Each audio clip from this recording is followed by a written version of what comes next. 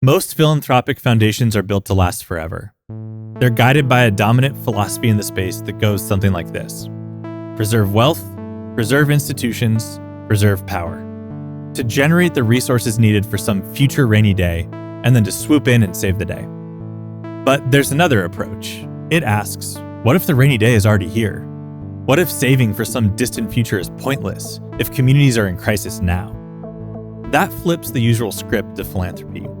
Foundations have long been criticized for hoarding wealth, for funding with strings attached, and for prioritizing their own survival over the needs of the communities they exist to serve.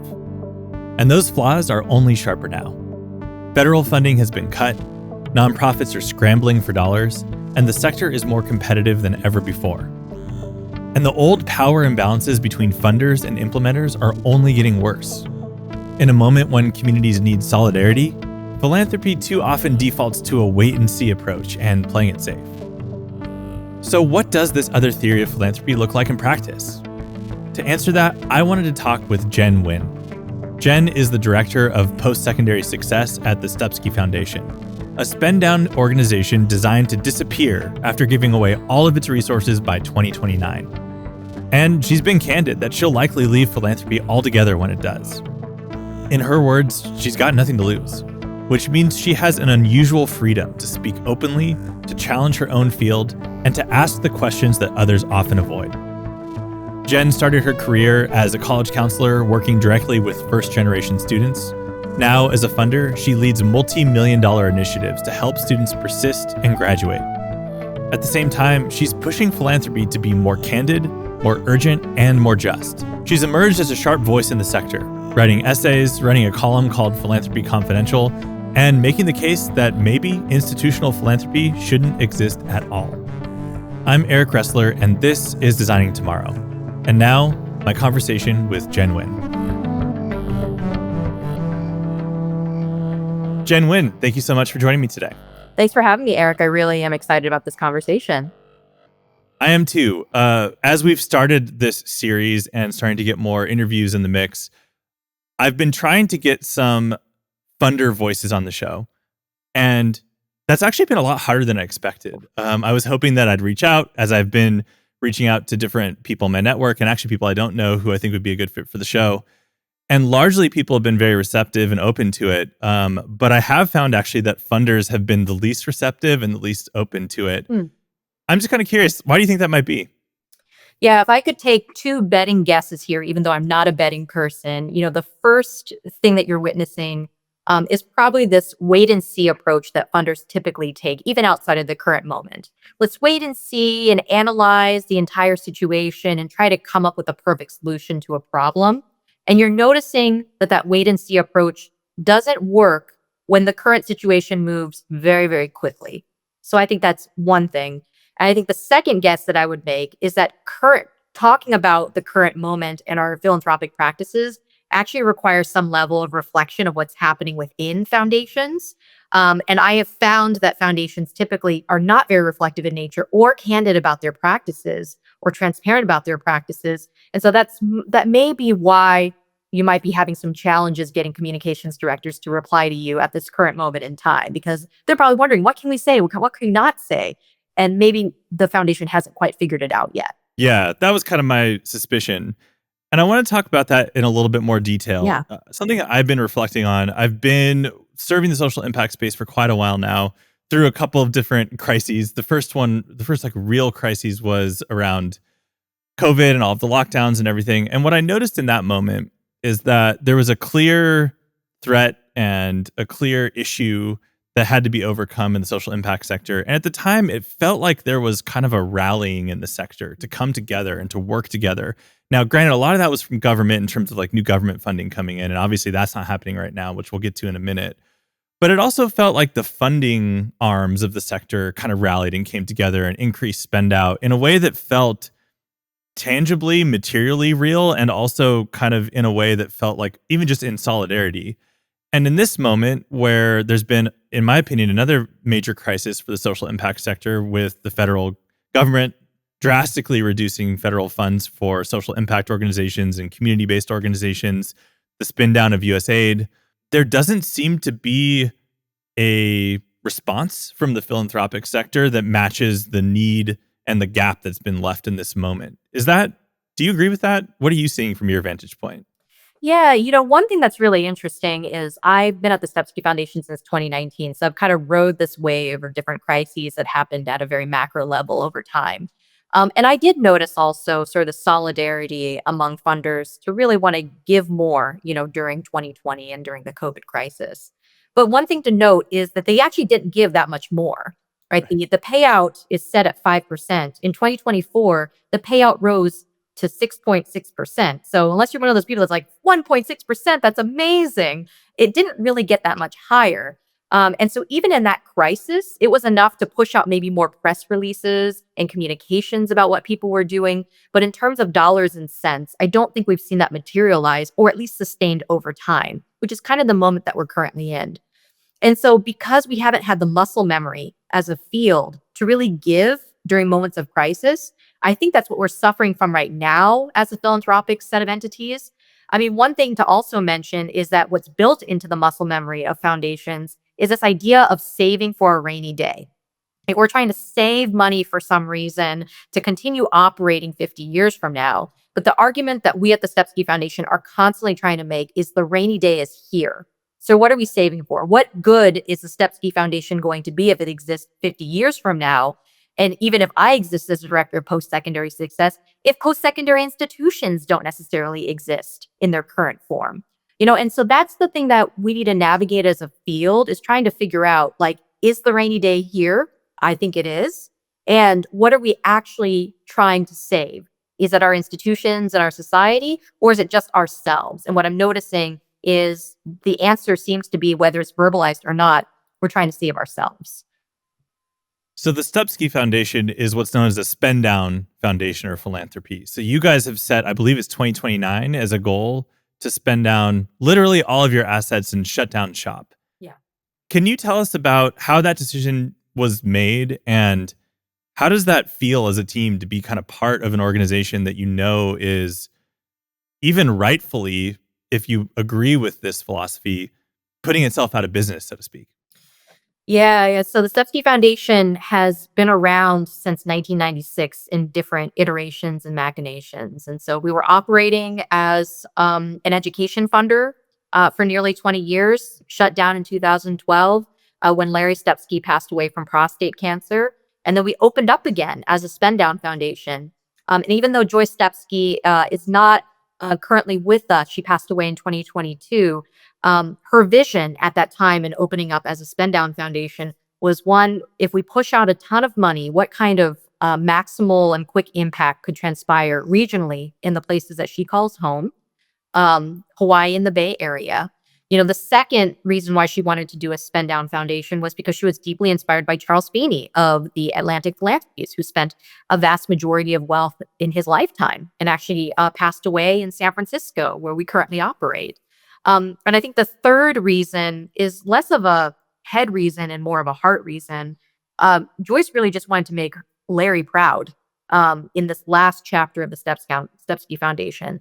And I think when lots of folks think about spending down, they think about all those head reasons, but there are really a ton of heart reasons that are legitimate as well. And I think that's the one that resonates the most with me. It's this idea of not just Joyce's legacy, but her joint legacy with her husband. In terms of how does that make me feel as being a spend down foundation employee? On a philosophical level, it's really interesting working for an entity that is about to end. Because in many cases, it's about letting go, right? If I'm annoyed with a conversation with a colleague, I'm like, will this matter in 2 years when I'm not employed at a foundation? Let's let go. That's like a micro thing, but at a very macro or practices level with grantees, it also applies with the way in which we work with our grantees. So when you give out a grant in a spend down foundation, usually it's going to be one of the final grants that you're ever going to give with that particular entity or institution. And so the mentality is less about compliance and more about, well, it doesn't really matter if this thing is working in the middle of the grant or not. You got to make it work because it's the last grant. And so really my position as a program officer / director is less about checking in about what's not working and trying to figure out if there are numbers that match up whether or not we need to remove the grant or not. That's not the role that we take. It's really about like, how can we build the capacity of these organizations or really just help the organizations succeed with the remaining resources that we have. So it's a fundamentally different way of being in relationships with grantees. This ties in my opinion, to a broader trend and discussion point around what's been dubbed trust-based philanthropy.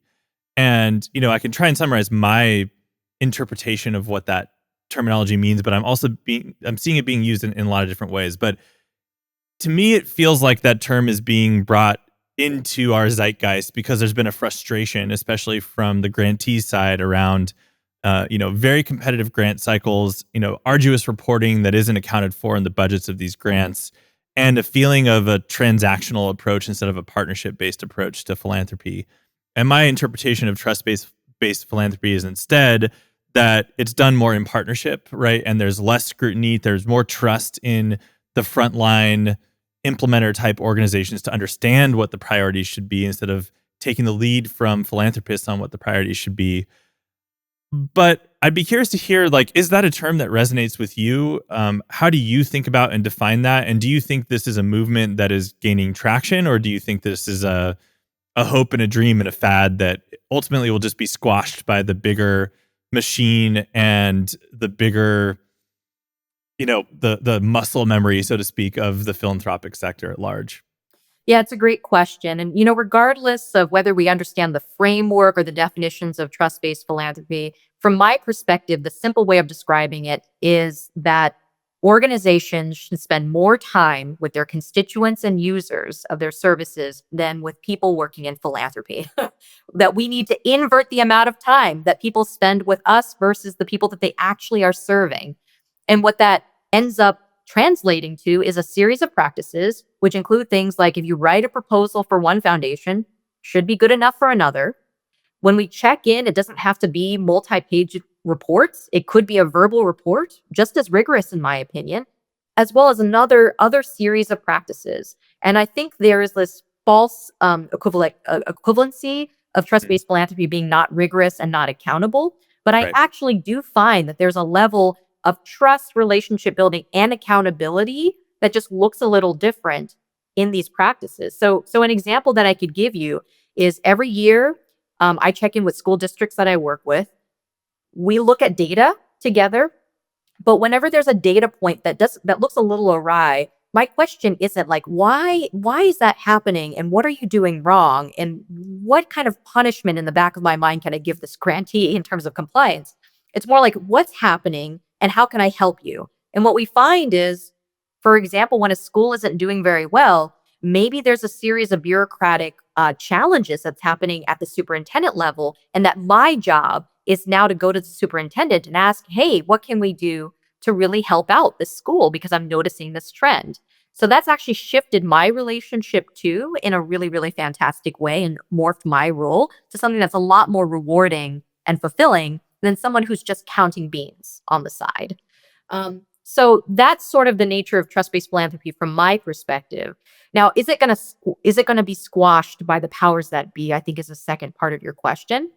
And one thing that I want to point out is, philanthropic entities are supposed to be bipartisan in nature, but we kind of know that the field has sort of gone into different, not necessarily partisan ways, but they're supporting things that are dramatically different on one side of the spectrum to the other. And with that being said, I'll say that some of the most successful initiatives, like school vouchers, for instance, that's passed in states recently, has been supported through long term funding. One could argue trust based funding of initiatives that are of a wide spectrum: grassroots organizing, parent groups, think tanks, things like that. They're engaged in trust based philanthropy, whether or not they know it or not, because their eye is not on compliance. It's on this bigger goal of privatizing education. And as a public systems advocate, I would say that we need to apply those same practices if we want to protect our public systems to continue serving the people who are most impacted by bad policies. And so you can call it whatever you want, but really what it is we need people to spend more time doing the work and not talking to program officers, if that makes sense. There's so many good threads I want to pull on there, but I want to start with the last thread that you kind of introduced. And it's something I've been thinking about a lot and actually kind of trying to tease out with some of the different folks that we're interviewing on the show. And that is like, what is the right mix and balance of these different social change bodies in society? And how can they best work together to create social change effectively? So you have the government, you have the social impact sector, you have the free market as basically the three like main forces. And there are some people who say, if the government just did their job, the philanthropic sector wouldn't need to even exist at all, right? That these problems are the leftover problems that the free market and the government haven't solved before, and that's the whole reason the third sector needs to exist in the first place. And it makes me wonder sometimes. We're in a moment right now where the way that government is being used or not used is changing very dramatically, at least in America. And to some degree, it feels like it can no longer be counted on as a trusted partner, especially if your mission as a social impact organization has anything to do with progressive values or anything to do with, DEI or anything that's been, essentially banned or scrutinized under the current administration. And to me, that feels like an obvious miss, because my interpretation of the way things could have worked or used to best work when they did work is that philanthropy essentially got to show up and be sort of R&D, and that when those pilot programs were proven, then the government could step up and scale those programs. So how are you thinking about all of that right now? I don't think the philanthropic sector even has the assets to fill the gap that has been created by the federal policies right now. So are we just in a social impact recession for the time being? Like, how do we get through this? Yeah, Eric, I'm one of those people who aligns with the first thing you said, that I believe that if the government worked the way that it should, then we wouldn't need the philanthropic field or sector. And we wouldn't need, nonprofit organizations having to step in and fill in basic services. And I see that every day on a school level, for instance.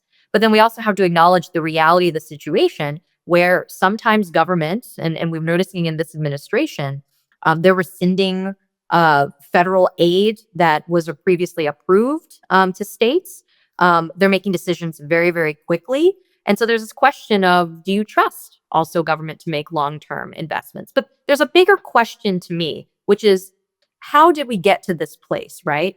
Yeah. Whether it's the government and the current administration or philanthropy, my argument is that they're both an amalgamation of a bigger challenge, which is the outsized influence of wealthy people in this country. It doesn't matter whatever political affiliation they are, there is an outsized influence of the disproportionate amount of control that the ultra wealthy have in our electoral system, as well as in some of these initiatives that are being funded that are impacting public systems. So I'm one of those people that wonders, what can we do to tip the balance back again to the people? And so I constantly wonder that moment. And what it requires, in my opinion, is a big tent strategy. So the way that I think about ecosystems and the way I think about philanthropy in ecosystems is we as philanthropic entities should not be constraining what we fund. And I'm writing about this a lot, where philanthropic entities, for some reason, like to put all these funding criteria on. You have to be an organization of X size, serving this, serving that. But it doesn't really acknowledge the interdependent nature of organizations to make change. You need everybody. Grassroots organizations, you need think tanks, advocacy organizations, you need public systems, you need watchdogs, you need everybody to work together. And I think the one thing that I would call on philanthropy to do right now is to stop creating the conditions of competition. And we also have to figure out how to do that by working together, because we try to have this rhetorical analysis of, these groups need to work together. But the question I have is, how are philanthropic organizations and foundations working together? The reason why we've created this crabs in a bucket kind of situation is because we haven't really pulled our funds together to actually create an amount in abundance to make sure that people get what they need from the philanthropic field. So I'm such a yes and person, and a yes and for the bigger picture of how is it that we can make sure that the disproportionate power is not in the hands of a few, but redistributed back to the people. I love that answer, and I think it feels very reflective of the ethos that I feel when I consume and read and watch content that's coming from you and the Stupski Foundation. And then I also wonder, how do you have a limited pool of resources. You have your own funding priorities as an organization that are place-based and to some degree tied to the founders of the organization. How do you strike that balance? Because you can't just fund everybody, right? You have to some degree, even, you have a lot of resources, but they're still limited. And this is true for different orgs of different sizes. So how do you balance that need to be intentional, strategic, and effective with your investments, but also not overly rigorous? Like, what's that balancing act look like? How do you make those decisions day to day at your work? It's very, very difficult. And I think it varies from person to person at the Stupski Foundation. I think there was recent communications from our organization that we're deploying maybe around 70-ish% of our remaining assets this year. And so we've balanced both how do we extend our remaining grantees to the very end of our spend down trajectory. At the same time, trying to figure out, we're going to leave a big financial hole in a lot of our grantees' organizational budgets. How do we fundraise for them? So that's sort of the more traditional program officer role of trying to support the grantees in our portfolio. But then there's this other question of sector influence. We're on the way out. I'm the kind of person who I don't think I'm going to work in philanthropy after this. I think I've had a great run thus far in philanthropy. And so I'm a person without a lot to lose, right? My organization is going away. I'm going away as a program officer and director, and I probably won't be in this field anymore after 2 years. And so what I'm thinking a lot about in sort of organizational mortality is what kind of sector influence, can we be a part of in an effort to make the philanthropic field better? And in my opinion, better to the extent that the field doesn't need us anymore and philanthropy won't exist. So I'm writing a lot, I'm trying to speak a lot, and I'm really trying to progress this idea that we should give up control and give up constraints on organizations in an effort to deploy more money that's needed right now. But you're right, Eric. It is a really, really difficult juggling act, and we haven't quite figured it out yet. And I would be welcome to additional conversation about this because it's a nut that I haven't yet cracked at the moment. I think it's one of those problems that doesn't have a solution, right? The solution is in the everyday work that you're doing and the learning of that. But I am kind of curious to hear, what does a better way look like in the sector? You guys are leading by example in your own way. But if you had the opportunity to essentially wave a magic wand and reinvent the philanthropic sector, specifically from the fundraising perspective, what are the big moves that you would make to change it for the better? Yeah, I think the first thing right off the top of my head would be that the 5% payout, mandated payout, needs to be a lot higher. Um, there was a move to 10% in California a few years ago, but that was shot down, unfortunately. And the thing that I would advocate for is it needs to be 10% or higher. Um, and I think that we need to also have a cultural shift and not really put the perpetuity of our organizations and the existence of our organizations before the existence of the public systems and the general systems that we really deeply care about. So that would be number one, having a higher than 5% payout. Um, the second thing that I would advocate for is on a practices level for us to be less controlling over grantees and really give grantees the creative runway to be able to serve their communities. And so what I'm imagining is, of course, more general operating support for grantees to make the best decisions for their organizations, but two, for us to not just fund basic programmatic services that we think are valuable. That's great. But at the same time, to be able to have our grantees figure out how they can best serve their current constituents. One really concrete example is we have grantees who are saying like, people love in-person services, but we also need to make sort of more technological hybrid offerings for students who feel more privy to chatbotting it, for instance, and as difficult that is as an in-person college counselor, it's something that I have to be more open to at the moment. And I think the third thing is trying to figure out what are sector-wide incentives for collaboration that really get either funders in the same region or in the same field to work together, and not just at this learning level. I think foundations tend to spin around learning. Like, how much more can you learn? Everybody knows lots and lots of stuff. We need to actually give money out. So I do wonder if there's some kind of incentive structure that could be applied field wide to get more people to come together, because again, that creates more conditions that are less competitive and more about abundance. And then I also think that there just needs to be a move for foundations to do more lobbying. There's only one type of lobbying that we can do, and that's about the existence of foundations. I think we need to see more people trying to change the Tax Act of 1969 that really puts us in this 5% bind, this 5% mandated payout bind. And so if we can get more people to lobby because we're legally allowed to do so, I think that would be so helpful, not just for philanthropy in having more transparent practices, but for more money to be, with our nonprofit organizations.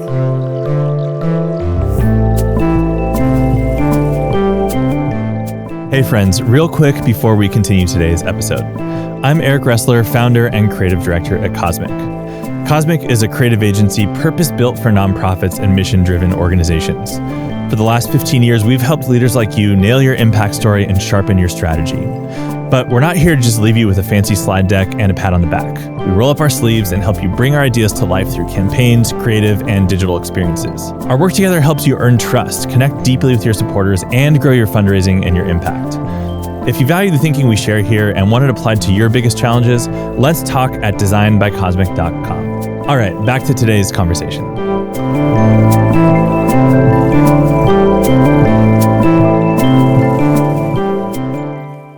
I want to press on a couple things that I hear from our clients who are often at the whim of funders, not like you exactly, but just funders at large. And two of the things I hear a lot. The first is that institutional philanthropy likes to tout that they're very rigorous, they're very evidence-based in their funding practices, they're very research-oriented, learning-based. But often it feels like at the end of the day, funding decisions are still made because of personal relationships and personal networks. What is leading to that? Do you agree with that, first of all? Obviously, it's different for different orgs, but that's what I hear on the front lines a lot, is that they could be qualified, they can do the grant application, and they can send 100 of them out and not be successful. But if they know someone at the org and they can get a personal intro, that's going to obviously increase their odds. What leads to this dichotomy of this kind of like saying one thing but actually acting a different way in this sector? Yeah, not to get wonky here, but I think the philanthropic due diligence processes are very flawed. A due diligence process is sort of just trying to do your research about the landscape of organizations to potentially fund. And a lot of times funders just end up talking to other funders in order. And then that sort of propagates the same organizations over and over and over again. Then we've noticed the inequity of funding that goes to very, very large organizations versus small organizations. And so at a very concrete level, I'm trying to figure out how we could have better due diligence processes and how program officers don't just talk to other program officers, but they develop a sort of political and community acumen where they can do due diligence with community partners that's not extractive in nature. So I think that's one really, really challenging part of the field.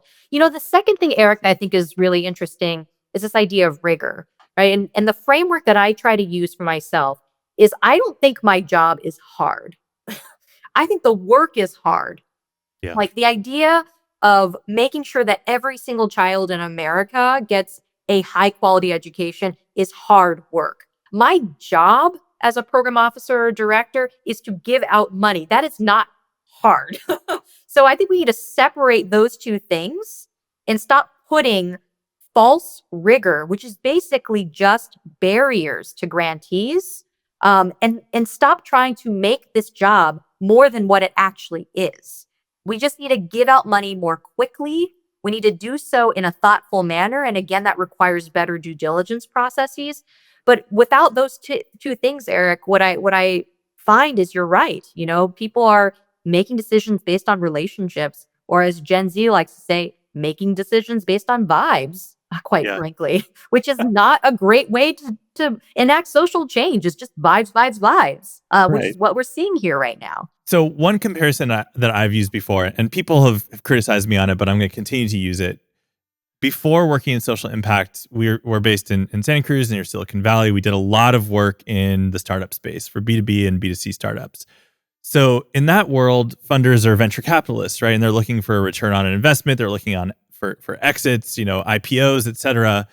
The thing that I noticed though, and I have plenty to criticize for venture capitalists as well, but there was this sense of shared success where they were rooting for their investments. They were doing everything in their power to fund ideas that they believed in and then to support the people that they funded with money, yes, but also with networks, with relationships. And the idea was that they would find these startup organizations when they were really small, some of them not so much, but there's a whole subset of venture capitalists that are looking for founding teams and wanting to scale them all the way through IPO. Mhm.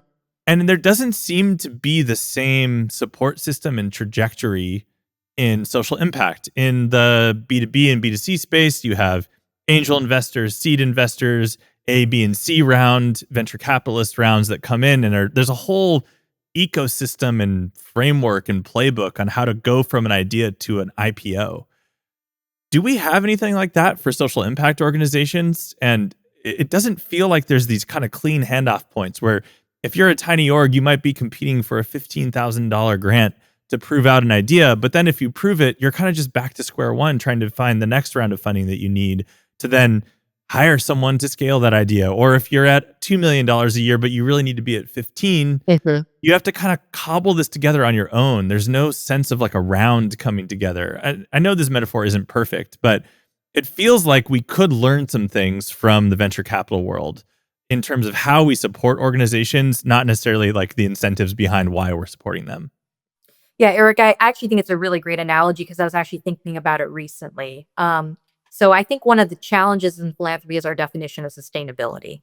And, I don't live that far away. I live in Oakland. I don't live that far away from Uber or Lyft and their headquarters in Mission Bay. One of them is in Mission Bay. And what's really interesting about those entities is they haven't turned a profit yet or substantial profit, but they're still dependent on venture capital to continue operating. But what they've done is cultural change. They've changed the way that we have traveled and what we see as sort of transport that's not taxi-like in many ways, which is highly successful. So if you want to take that model, what's interesting is we actually don't apply those same practices to a social entity. So for example, we give one grant and we're like, hey, the ultimate, indicator of success is if you're able to sustain this money after 3 years. And it's like, if we don't apply those same practices to Uber and Lyft, how are you supposed to apply that same definition of sustainability to an organization that by definition does not make profit? Like, how are they supposed to sustain themselves? And so in many cases, what I think your analogy offers is this idea is that we should actually have more patience and grace for organizations in the same way that society has offered some level of patience and grace to an Uber or Lyft that still hasn't been able to turn that profit, but has been able to transform practices for better or worse, whatever your definition is, on how we travel. So I think that's, one challenge. But I think the second thing that's really interesting about what you're saying, Eric, is I think people are dedicated to the organizations that they fund from the VC side because they see a profit on the other side. They're really, really trying to get to the idea that they can profit at some point and become really wealthy. And I'm not going to make a judgment on that. But I think on the social impact side, we need to have a framework that's similar, that we're so dedicated to these organizations, not because of profit, but because we know the payout is going to be so good for the social good that we care about it. And that needs to be a value system that is on par with the idea of a VC really trying to profit. Like, they need to be at the same level. And I really don't think that foundations feel that way. I think they were trying to find the quick hit to move on and say that they solved the problem, even though it hasn't been solved. I totally agree. And it is kind of a head scratcher. You would think that that would come intuitively, naturally. Like, if you're going to be a program officer at a foundation, you would think that you would be largely influenced and motivated by that impact. And you would think that also you would understand that these are the most difficult problems in the world that we're trying to solve. And to your point, there is no profit model often cases, in most cases, really, I would say, that's going to make an organization self-sustaining. So it's just kind of confounding to me, honestly, that there doesn't seem to be, when there's such a need and an opportunity for solidarity, emotional support, looking at things in a bigger picture, especially when these orgs are often touting how rigorous and evidence-based and research they are, you would think they realize that social change takes a long time. Absolutely. And you use the key word there. It's solidarity. We need to be able to value that solidarity. And I think the other challenge is the philanthropic field is set up to reflect capitalism, competition, Right. be able to find the best thing, the one intervention that's going to solve everything. And so it does require a mindset shift of really believing that solidarity is at the level of a VC who's after profit. And I just don't know if we're there yet. And I do wonder how we can get there to know that all of us are working together to be able to envision a community that works for all people. The other thing I want to touch on briefly that I've also heard from clients that we've worked with and just observing the space is that there's also some deeply entrenched, unconstructive norms in the space that have basically been a result of this broken funding ecosystem, at least in part. And those are things like the scarcity mindset, which is actually more than a mindset. So I think that term is a little bit of a misnomer. It is actually just true that a lot of these orgs are underfunded and under-resourced. So it's not just that they have the mindset is valid because they are actually scarce in resources and overhead and time and energy to do their work.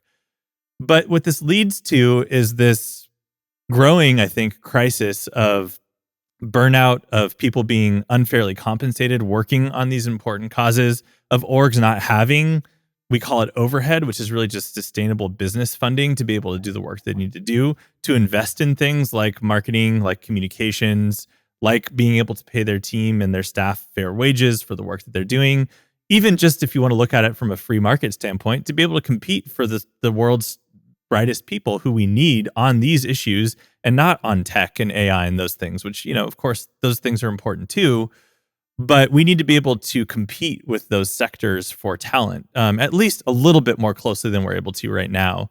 And I think that some of this does come back to funders not wanting to fund overhead, not wanting to provide general operating support, and this kind of entrenched viewpoint that if you're going to work in the social impact sector, you're going to just take a pay cut, and that's just the way it is. So I'm curious to hear how you all are thinking about that. The overhead conversation super annoys me Yeah. because any kind of standard on overhead saying like you can't charge 15% on overhead on this grant. It's like, do we put the same standard on foundations? Like, do we have the same stipulation? We don't. Right. And if we don't, then I don't understand why we put that on grantees. There are some exceptions. I totally understand why people would put an overhead cap on like an institution, for instance, that it's really, really large. Yeah. But for small nonprofit organizations or mid-sized nonprofit organizations, the overhead is like what runs the organization, quite frankly. So does that make sense, especially if we don't put those standards on ourselves? I don't know if a lot of people know this, but that 5% payout that I mentioned earlier, that foundations are mandated to spend out every single year, you could actually count some overhead from foundations towards that 5% payout, which makes it even more absurd that we want to put some standards on nonprofit organizations, but don't put those standards on ourselves. Yeah. And I think there's a strange dynamic. I can't quite figure it out where people are annoyed with things like executive director salaries, for instance. It Yeah. happens here in the Bay Area a lot where a nonprofit organization says an ED is making $200,000 a year. And people kind of like have this pitchforks mentality of that's a lot of money.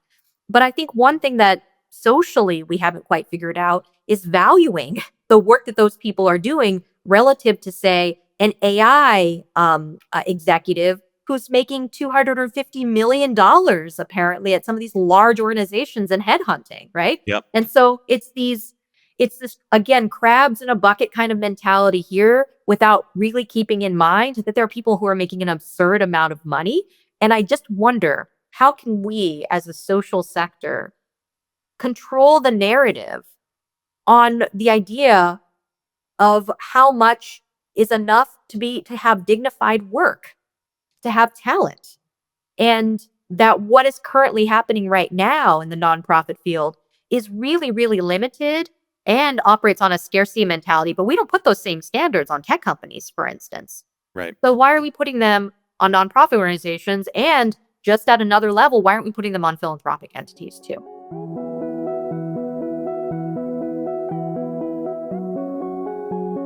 Hey, Designing Tomorrow listeners, if you like what you've heard from Jen in this episode so far, there's another podcast you'll want to check out.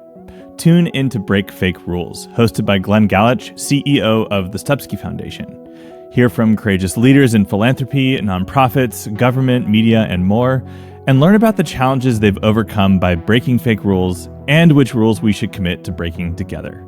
If you're committed to changing the future of giving for good, then Break Fake Rules is a must listen. And just to go off script for a second, the show is awesome. I love everything coming out of the Stupski Foundation and what they are doing for the future of philanthropy, so highly recommend that you tune in to Break Fake Rules wherever you get your podcasts. And now back to my conversation with Jen.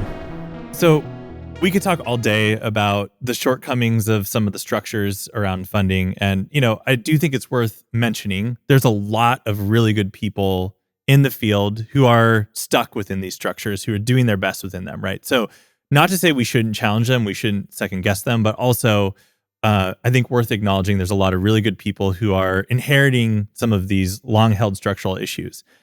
I also want to see, as we wrap up today, if we might be able to help some executive directors and leaders on the practitioner side, on the implementer side, who are vying for funding, who need funding to do their work. How should they be thinking about attracting and building relationships with funders, especially trust-based funders, in a constructive way so they can kind of escape the scarcity mentality and this kind of cycle of chronic underfunding that tends to happen for some of these organizations, especially when they're first getting started?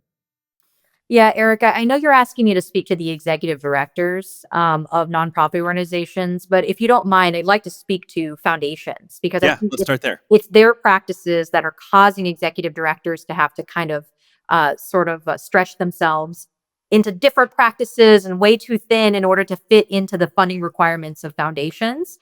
And so I'd like to speak to foundations first. I think the first thing for anybody starting at a foundation that feels very problematic is I think any thoughtful person entering a foundation space should try to stay as sane as they possibly can. So that was the best piece of advice that somebody gave me before I started. And I would want to offer that piece of advice more widely. But I think the second thing is that if you are CEO of a foundation or even a director or program officer, and you want to figure out how you can deploy more money more quickly, one thing I would recommend looking at is spending authorization policies. Those are policies that dictate how much a staff can deploy on their own without board approval versus what the board needs to approve. And if there are ways to expand the authorization of the staff, I think that is actually a really, really good first step.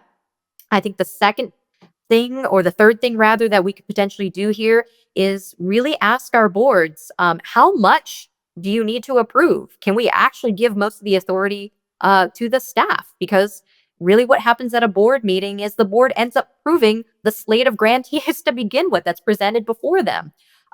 So that's a really, really good reflective question to pose to boards. And finally is for us to rethink what a relationship with the board looks like and what boards should be doing. Because the idea of reading a huge pack of information that's been extracted from grantee time, for a board to just simply approve a slate doesn't seem like a good use of time for a board. But what does a board actually want to do? Is it supporting grantees directly? Is it helping them with their communications, amplification? There's so many more interesting roles for boards. I just want to offer that to our field because whatever we do here impacts what executive directors do as well. For the executive directors, what's really interesting is that there's going to be this multi-trillion-dollar wealth transfer that's happening over time. And it's written about a lot. And so I do wonder if diversifying who you reach out to, that it's not just the institutional philanthropy organizations anymore that's going to be holding the wealth. A lot of it is individual donors who are going to be not starting their own foundations, but still writing checks to causes. And so I do wonder if it's time to be able to, stack a board full of people who have those networks as to be able to answer this concern of this great wealth transfer. But I think the second thing that executive directors could potentially do is to continue talking and building relationships with foundations, even when that foundation says no, because those no's can become yeses over time. And I know it's so frustrating because there's so much that executive directors can do. other than talking to foundations. But it's happened to me multiple times where somebody stuck around and was like, hey, I want to keep talking. I want to keep talking strategy. And that person eventually became a grantee, to their credit. So it does require this level of dogged resilience, which is unfortunate because, again, we need to change the philanthropy side so that the executive director doesn't have to do that. Sort of the headhunting of a foundation person. But I wonder, Eric, if there are other questions or other thoughts that you have about what executive directors can potentially do here. Yeah, I mean, I think those are great answers. And I think that we are seeing a lot of our clients who have traditionally been funded either through the government or philanthropies who are becoming more competitive lean into major donors, right? And that's a whole nother set of funding. And it's not an easy transition. In my mind, there are some overlapping skills required to solicit funding from those different types of institutions, but there's also a whole different set of skills.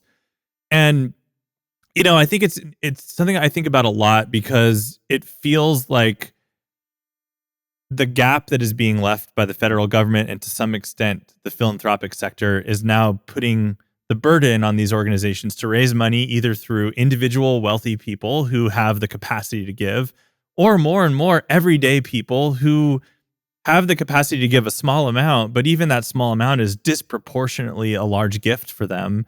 And often these are people who need the services of these nonprofits or a different nonprofit in other ways. So it feels to me like a deeper, unfortunate symptom of the same kind of intractable societal inequity that we see around very wealthy people getting more and more wealthy and everyday average people struggling more and more financially, and then also being asked to kind of foot the bill for the services that they need just to kind of live in a sustainable society.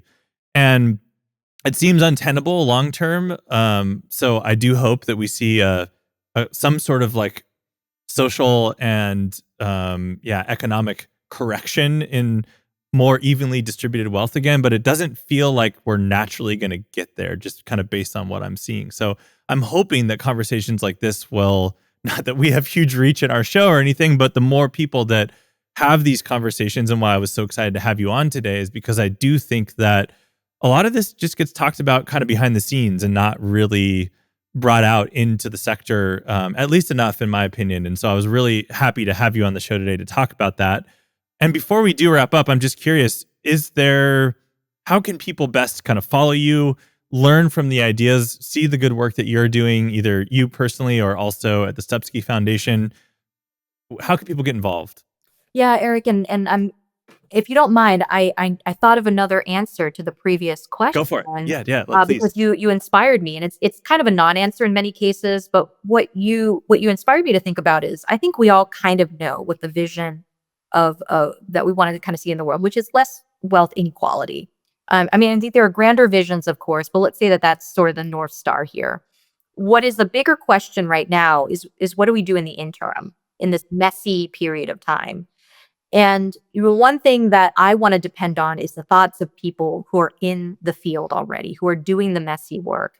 And so there's this idea that I have of really wanting executive directors to create that visionary space for themselves to be able to dream into the future and to be able to protect that imaginative space as much as possible. And I know this feels really philosophical, but I think it's really, really important for folks to be able to operate on the day to day, but also hold that space to strategize in the moment. Mm. And this is a call for philanthropy to fund those spaces, to give people sabbaticals and weeks to be able to dream, because I think that's what's required for us to make it to the other side of this current moment. And one thing that working in philanthropy has done, it's given me the time and the space to be able to do that dreaming as well. And so, to answer your other question on where you could follow Stupski Foundation's work as well as my work, you can go to the Foundation website, stupski.org. There's a ton of links to all the different communications that Glenn, our executive director or CEO, puts out, as well as a column that I write called Philanthropy Confidential, where people can submit confidential or anonymous questions, and I'll candidly answer them either through email on a quarterly basis. And it's been a lot of fun seeing all the different questions. Both Glenn and I have Substacks that you can also follow as well if you feel privy to do so. But in general, we're on all the social media platforms with the exception of the platform formerly known as Twitter. But where you could find us on most of the social media platforms at the moment. And we hope to be able to continue to be in conversation with folks, including yourself, Eric. Awesome. Jen, this was so great. Thank you so much for coming on today. Thank you so much for having me. Really appreciate the conversation. If you enjoyed today's video, please be sure to hit like and subscribe, or even leave us a comment. It really helps. Thank you. And thank you for all that you do for your cause and for being part of the movement to move humanity and the planet forward.